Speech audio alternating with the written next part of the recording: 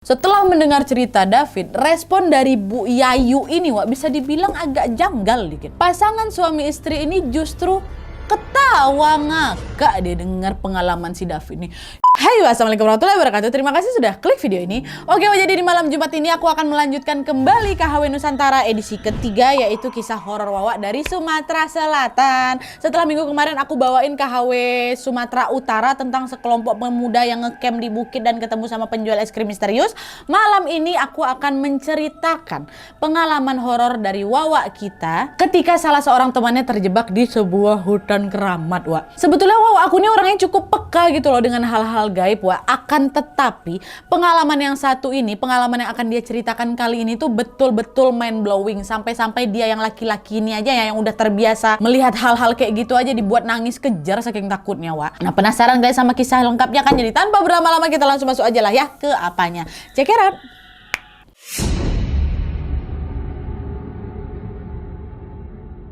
Oke, Wak, jadi kisah yang akan aku bawakan malam ini dikirim sama Wawa kita yang kita sebut aja namanya David dari Sumatera Selatan. Halo David, halo. Wong kita galo. Nah, kisah ini Wak merupakan pengalaman pribadi David yang terjadi pada tahun 2019 lalu. Dan untuk menjaga privasi, semua nama-nama dalam cerita ini sudah aku samarkan berdasarkan permintaan David. Ya, nah, jadi Wak, kisah ini bermula ketika David sedang dalam perjalanan pulang menuju ke rumahnya. Jadi ceritanya pada malam itu David ini lagi ngumpul bareng teman-teman satu gengnya yang terdiri dari 5 orang. Ada Edo, ada Edwin, ada Roni, ada Kemal, sama ada si David. Saking serunya nongkrong, Wak, tidak terasa waktu sudah menunjukkan pukul 11 malam. Karena sudah semakin larut, David pun pamit pulang duluan ini sama kawan-kawannya. Woi, Wak, aku balik duluan ya. Dicari mama aku, agak kemalaman aku. Mendengar hal itu, kawan-kawan David pun mengiyakan. Karena mereka tahu, Wak, kalau jarak rumahnya si David ini cukup jauh dari tempat mereka nongkrong. Kurang lebih bisa memakan waktu 25-35 menitan gitulah. Kalau ditempuh pakai motor tapi. Dah lah tuh, setelah berpamitan, David pun pulang dengan mengendarai sepeda motor miliknya. Di sepanjang perjalanan itu, Wak, dia udah mulai ngerasa hawa malam itu dingin kali sampai nusuk ke tulang. Walaupun pada malam itu David memakai jaket kulit yang tebal, Wak, ya. Tapi masih dingin kali gitu Nadia. Dan selain itu David juga baru menyadari kalau di sepanjang jalan pulang tadi itu, tidak ada satupun mobil atau motor yang lewat. Betulan cuma aku sendiri yang lewat di jalan tuh. Hal itu sempat membuat David merasa terheran, Wak, karena biasanya jalan yang dia lewatin ini masih akan ramai orang lalu lalang jam-jam segini. Warung-warung yang ada di pinggir jalan itu juga biasanya buka sampai dini hari kok. Nah, tapi entah kenapa ya malam itu suasana jalan tuh sepi kali. Meskipun demikian David gak terlalu ngambil pusing, Wak. Dia tetap fokus menyetir agar segera tiba di rumah. Nah, untuk sampai ke rumah, Wak, David ini harus melewati hutan yang kita sebut aja lah namanya hutan lebat, Wak, ya. Ada namanya nih, tapi gak usah lah disebutin. Kan untuk jaga privasi ya kan. Dan sekedar informasi, Wak, hutan lebat ini merupakan area yang sangat luas di mana di tengah-tengahnya dibangun jalan panjang beraspal atau jalan raya. Nah, jalan raya tersebut, Wak, membuat hutan lebat ini tampak terbelah menjadi dua, ada sisi kanan dan ada sisi kiri. Nah, di sisi kanannya ini, Wak, ada tempat kuburan warga yang terkenal angker kali di sana. Sedangkan di sisi kirinya ada sungai yang mengalir. Sebenarnya pas memasuki area hutan lebat itu, Wak, David udah mulai ngerasa nggak enak dia. Tapi gegara nggak ada jalan alternatif lain, mau tidak mau David tetap lewat di situ. Dan ternyata betul, Wak, baru saja menempuh setengah jalan, David ini mulai melihat sosok-sosok tak kasat mata yang lagi bergelantungan gitu di atas pohon. Mereka ini seolah memberi ucapan selamat datang David sama aku, Nadia. Kalian ingat kan kalau si David ini kan memang cukup peka kan hal-hal kayak gitu. Jadi ya udah, ada kayak gitu. Di momen ini David yang ngerasa biasa aja, nggak ada takut sama sekali aku karena sosok-sosok ini, sosok yang lagi gangguin dia ini udah biasa aku temuin kok. Dah, David pun dengan santai lah kan mengabaikan keberadaan mereka yang lagi bergelantungan itu. Terus beberapa menit kemudian, Wak, David melihat ada seorang pria lagi berjalan kaki depan dia nih, posisinya ngebelakangin David, Wak. Melihat itu David bertanya dalam hati, ini siapa nih malam-malam jalan kaki dewek di hutan? Manusia apa bukan ini? Kata dia kan. Dan ketika berada tepat di samping orang itu, Wak, David dibuat kaget sekaligus juga ketakutan. Karena ternyata orang yang ada di samping David itu gak punya kaki. Nggak ada. Sosok itu hanya memiliki badan berupa kepala sampai ke perut aja, Wak. Dari bagian paha sampai kaki nggak ada, macam bisa potong gitu, Jadi badannya pendek, perutnya nyentuh tanah. Terbayang nggak sama kalian? Kayak gitulah. Dan nggak cukup sampai di situ aja, Wak. Wajah sosok tersebut juga dipenuhi darah serta keningnya nih macam ada luka bacok gitu loh, kata David. Nah, David yang nengok ke arah sosok itu pun langsung merinding sebadan-badan. Seumur-umur Nadia baru kali itulah aku tengok makhluk dengan bentuk macam gitu loh. David pun langsung beristighfar berkali-kali kan, astagfirullahaladzim, astagfirullah, sembari terus melajukan motornya. Nah, belum sempat hilang rasa takutnya ini, Wak David pun kembali dikejutkan lagi dengan kehadiran seorang wanita yang mendadak menyeberang di hadapannya dia. Nah, wanita itu macam sengaja mau nabrakin diri ke motor aku gitu loh. Nah, dia nggak cuma nyebrang aja. David nengok, refleks, ngerem lah dia kan, Wak, untuk memastikan si wanita itu baik-baik aja. Tapi pas David jingok ke sekeliling, ternyata tidak ada orang sama sekali. Betul-betul sepi. Wanita yang nyebrang tadi tuh udah hilang entah mana. Dan yang kasihannya lagi, Wak, di saat yang sama waktu dia ngerem melihat keadaan si perempuan itu, David baru menyadari kalau dia berhenti tepat di depan kuburan yang memang terkenal angker kali di situ. Paniklah si David ini. Dia pun langsung menyalakan motornya dan berusaha meninggalkan tempat itu secepat mungkin ya kan. Tapi makin kasihannya lagi, Wak, anehnya motor si David ini tiba-tiba mogok, nggak mau nyala. Dicoba nyalakan berkali-kali, nggak kunjung juga berhasil. Di situ David sudah dilanda perasaan takut yang sangat luar biasa. Secara dia lagi di tengah hutan, Wak, sendirian, abis nengok penampakan ekstrim pula lagi kan. Nyalain terus, dah juga ternyala-nyala motor nih. Dan karena upaya tidak kunjung berhasil, pada saat itu juga David pun mencabut kunci motornya, lari dia sekuat tenaga untuk mencari pertolongan. Tinggalkan motor di situ. David terus berlari hingga sampai di rumah pertama yang tidak jauh dari pintu keluar dari hutan lebat tuh. David langsung ngegedor rumah itu kan sambil berteriak minta tolong, permisi, bapak, ibu, siapa aja tolong saya, halo pak, permisi, kata heboh dia. Dan alhamdulillahnya, Wak, pemilik rumah itu mau membukakan pintu tengah malam itu. Muncullah sepasang suami istri dari dalam rumah kan, Wak. Kita sebut aja lah suami istri ini Bu Yayu sama Pak Marwan ya. Nah, ngelihat si David yang udah mulai mandi keringat dan mukanya pucat pasi, mereka pun langsung mempersilahkan si David masuk ke dalam rumahnya. Bu Yayu sama Pak Marwan pun berusaha untuk menenangkan si David dengan memberinya segelas air. Setelah si Davidnya cukup tenang nih, mereka pun langsung bertanya, aduh apa bang? Bang ini kenapa? Dari mana? Katanya. Kemudian bercerita lah itu kan David perihal kejadian yang baru saja dialaminya. Ya Bu, tadi saya lihat ada orang bergelantungan, ada gini, diceritain lah semua. Setelah mendengar cerita David, respon dari Bu Yayu ini, Wak, bisa dibilang agak janggal dikit. Gak Bu Yayu aja, suaminya juga. Pasangan suami istri ini justru ketawa ngakak dia dengar pengalaman si David nih. Iya Pak, tadi itu Pak ya saya ngelihat ada orang setengah badan saya gini-gini, terus habis itu motor saya nggak bisa nyala. Oh.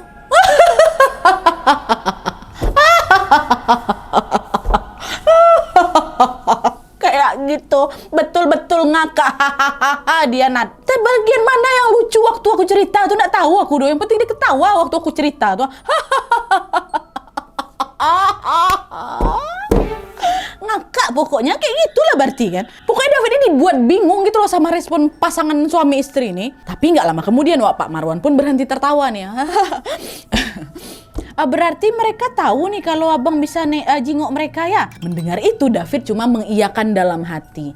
Iya, aku memang bisa jingok. Tapi tidak makhluk-makhluk aneh kayak gitu juga ya kan. Dalam hati si David nih, Wak. Kan David tapi nggak jawab kan, dia diam aja nih. Nah, melihat David yang terdiam, Pak Marwan pun berkata lagi, ya udah bang, nggak apa-apa. Kita ke sana bae sambil ambil motor abang yo katanya. Dan kita ke sana aja lah sambil ambil motor masnya gitu. Dan akhirnya David ditemani sama Pak Marwan pun masuk ke dalam hutan itu lagi untuk mengambil motornya yang tertinggal. Sesampainya di sana, Wak, David pun langsung kembali mencoba memasukkan kunci motornya sambil menyalakan itu mesin.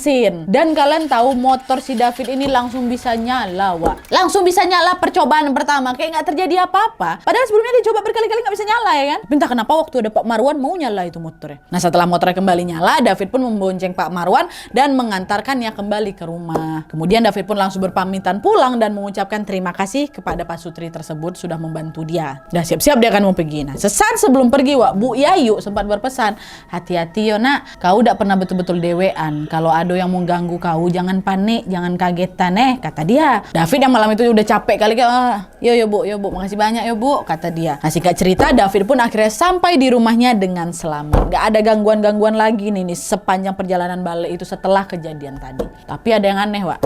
Anehnya baju yang aku pakai itu Nadia ternyata sudah dalam kondisi basah kuyup.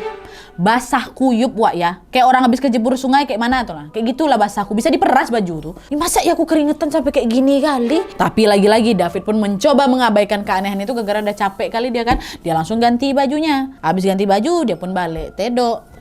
Nah terus Wak, keesokan harinya ketika bangun tidur, entah kenapa badannya si David ini rasanya sakit kali, macam orang habis digebuin. David langsung berpikir, jangan-jangan aku sakit setelah melihat sosok penampakan setengah badan di hutan tadi mungkin ya. Padahal selama ini aku nggak pernah sekalipun jatuh sakit gara-gara ngeliat penampakan dia. Betul-betul baru kali ini aja. Akhirnya hari itu David pun beristirahat seharian di rumah Wak. Pokok kegiatan aku cuma bangun, makan, tidur lagi, bangun, makan, tidur, kayak itu aja lah terus. Nah tanpa diduga pas dia tidur lagi ini Wak, si David ini bermimpi satu peristiwa aneh yang betul-betul mengerikan.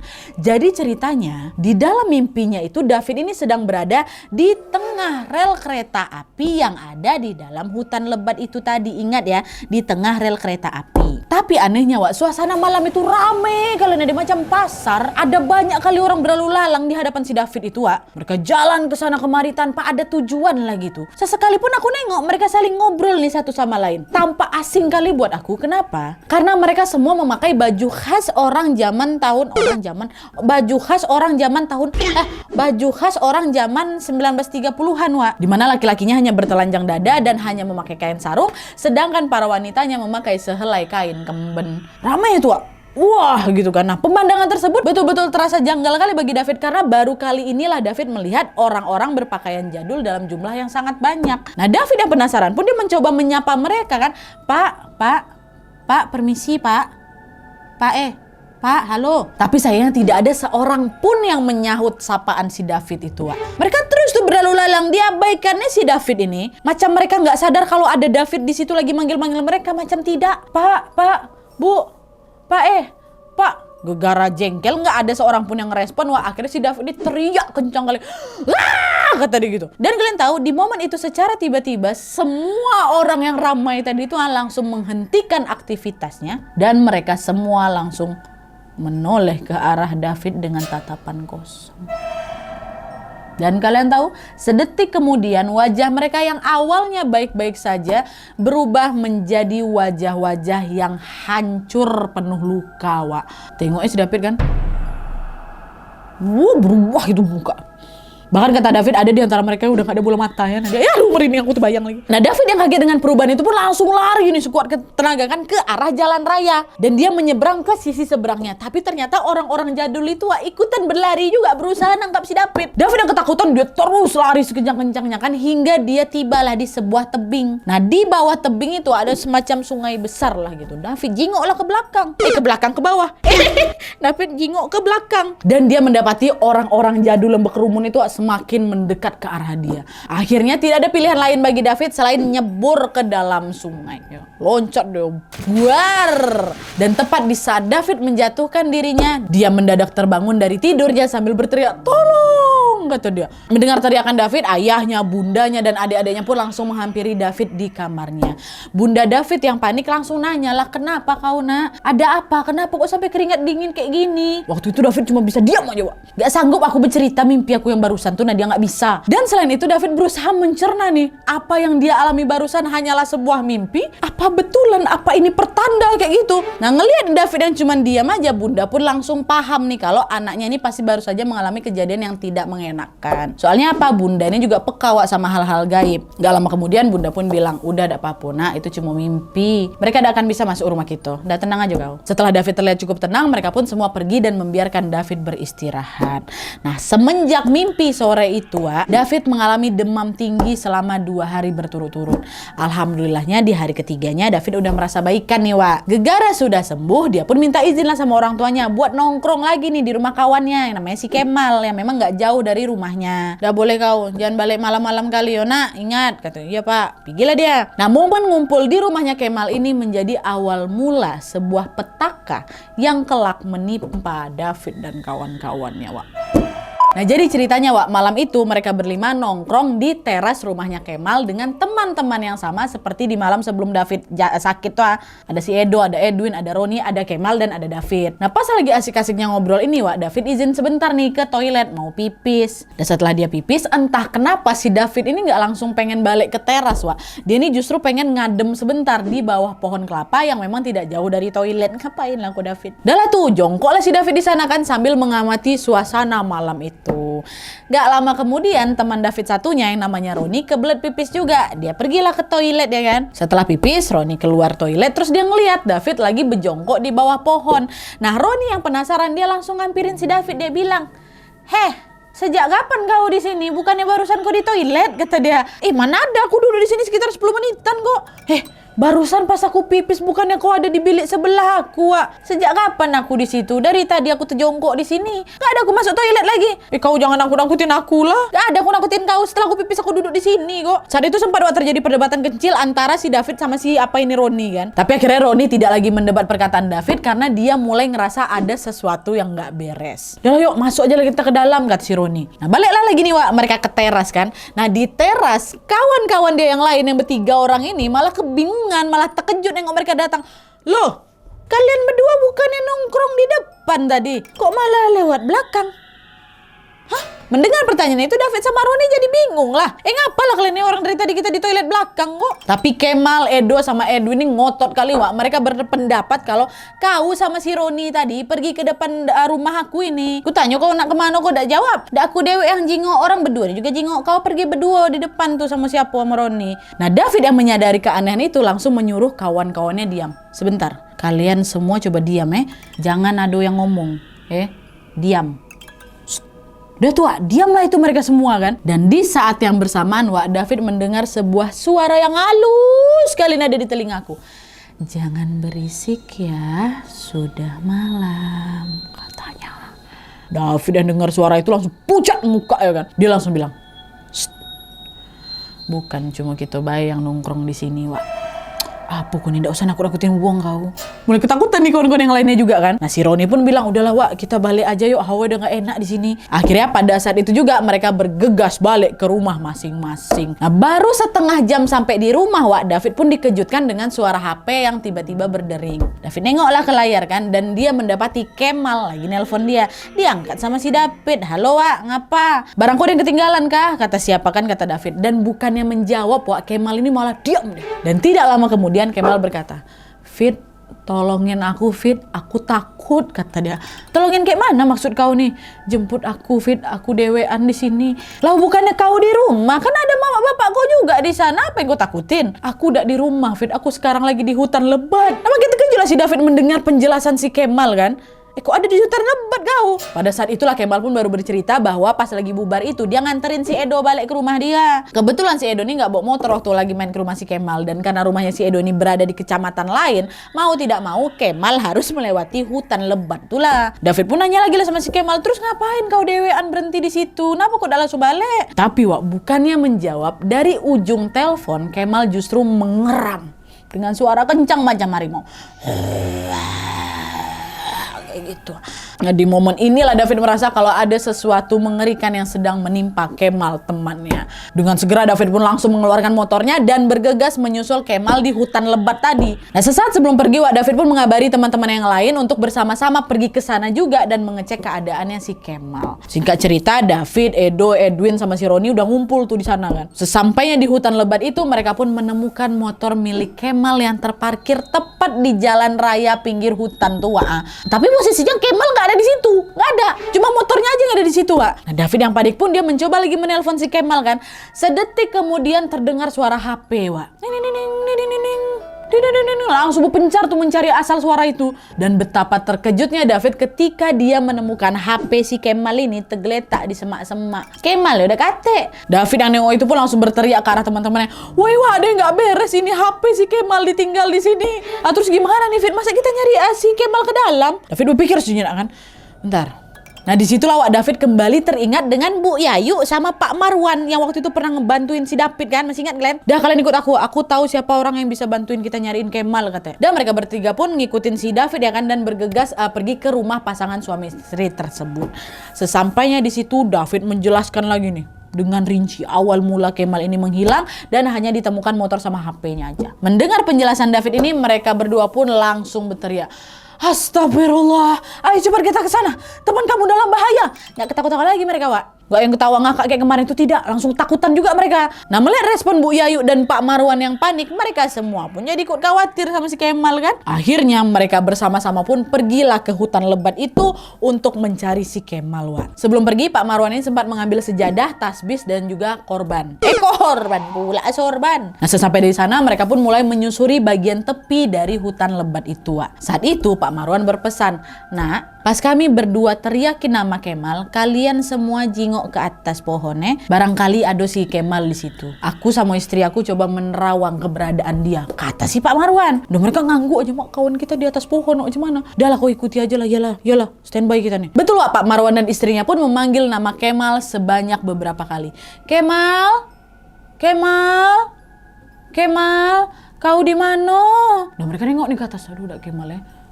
Mana si Kemal nih? Tapi sayangnya, Wak, mereka sama sekali tidak menemukan Kemal di atas pohon-pohon tuh. Aku malah jingok sosok-sosok lainnya dia. Ada kata kawan aku di atas tuh. Nah, karena belum berhasil menemukan Kemal, Wak, Bu Yayu lantas mengajak mereka untuk berpindah lokasi, yaitu ke sisi hutan bagian kanan jalan. Sama kan di tepi sini, nyebrang mereka. Dan pas waktu menyusuri sisi kanan hutan itu, Wak, si David langsung ngerasa merinding sejadi-jadi sekaligus dejavu.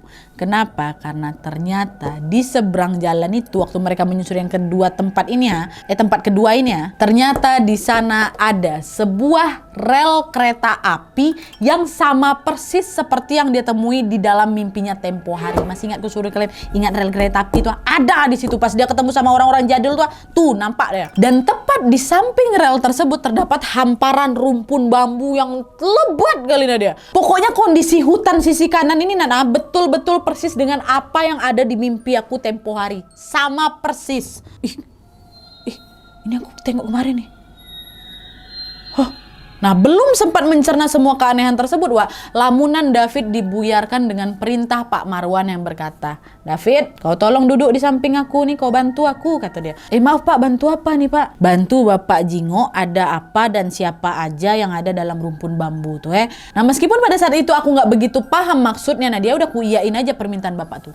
Oke, duduklah aku sebelah dia kan. Nah, di saat yang bersamaan Pak Marwan pun membentangkan sejadahnya tepat menghadap ke pohon-pohon bambu depan mereka tuh. Beliau duduk dalam posisi tahiyat di mana tangan dan kakinya memegang tasbih. Dan David pun langsung memposisikan diri dengan duduk pas di sebelah kirinya Pak Marwan. Sedangkan Bu Yayu ada di sebelah kanannya Pak Marwan. Pak Marwan di tengah-tengah nih, Wak. Dan pada saat itu Pak Marwan juga meminta kawan-kawannya si David yang lain yang bertiga nih untuk membacakan ayat kursi secara terus-menerus tanpa henti. Nah, di saat Bu Yayu, Pak Kemal, dia ulang. Di saat Bu Yayu, Pak Marwan sama siapa ini sama David mencoba menerawang keberadaan Kemal, mereka bertiga pun melantunkan ayat suci Al-Quran di waktu yang bersamaan, ya kan. Nah, waktu itu si mereka bertiga yang duduk ini memejamkan mata, Wak, diiringi sama lantunan ayat-ayat kursi kawan-kawannya. Gak lama setelah itu mereka merasakan udara yang tadinya biasa aja mendadak berubah jadi dingin kali dia. Dan beberapa detik kemudian David bisa mendengar bahwa dirinya sedang berada di tengah keramaian lagi. Rame nih. David buka perlahan-lahan matanya kan, dan betapa terkejutnya si David ketika dia mendapati sosok-sosok manusia jadul yang dia temui di dalam mimpinya betulan nyata ada sekarang di hadapan aku. Rame itu. Cuman bedanya, Wak, sosok zaman 1930-an ini dalam kondisi yang betul-betul mengenaskan. Kalian tahu, mereka semua dalam kondisi disiksa sedemikian keji oleh sekelompok algojo. Ada yang dicambuk, ada yang dipenggal, ada yang digantung, ada yang dibakar hidup-hidup dengan sadis. Ada aku tengok di situ. Dan mereka yang lagi kesiksa ini pun berulang-ulang kali meminta pertolongan sambil merintih, tolong kami, tolong, kayak gitu. Aku yang seumur hidup aku nggak pernah melihat pemandangan macam itu, hati aku kerasa keiris sekali, Nadia. Aku sedih sekaligus takut dengan apa yang ku tengok tuh. Dan di momen itu Wak, David tidak kuasa menahan isak tangisnya. Ya Allah, apa ini? Dia pun berusaha memejamkan matanya balik kan supaya pemandangan itu nggak tengok lagi. Betul-betul nggak sanggup dia aku ngeliat penyiksaan sesadis itu. Waktu dia tutup nggak lama kemudian terdengar lagi suara Bu Yayu, Wak. Bu Yayu bilang, "Ada kok jingok kawanmu di antara orang-orang itu, Nak," kata Bu Yayu. Dan David pun, aku mau jingok si Kemal dulu nih. Dia buka mata ya pelan-pelan lagi kan. Tahannya pemandangan tuh, dia jingok ke kanan, dia jingok ke kiri, cari mana ada si Kemal nih.